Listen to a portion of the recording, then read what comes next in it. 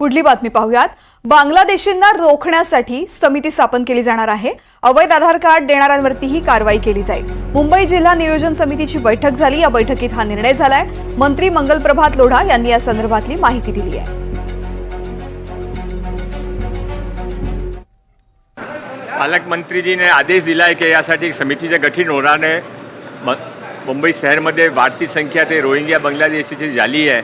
त्यांचे रोखण्यासाठी ते आधार कार्ड इश्यू करता ते सर्व संगठन, राशन कार्ड इश्यू करता राशन डिपार्टमेंट, पोलीस आणि महानगरपालिका चारही एकत्र होऊन एक कमिटीने त्यामध्ये एनजीओने पण घेणार आहे।